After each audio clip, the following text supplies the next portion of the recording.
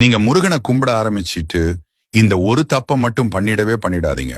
அதுக்கு முன்னாடி முருகன் பிடிக்கும் அப்படின்னா லைக் பண்ணிட்டு மறக்காம சப்ஸ்கிரைப் பண்ணிக்கோங்க. பொது நலம் யூடியூப் சேனல்ல நாம எல்லாருமே அவருடைய சோதனையை கடந்து வந்து இருப்போம், இல்ல அதை கடந்துகிட்டு இருப்போம். நீங்க ஏதாவது வேணும் அப்படின்னு அவரோட போய் நின்னா அவர் கண்டிப்பா உங்களை சோதிப்பாரு.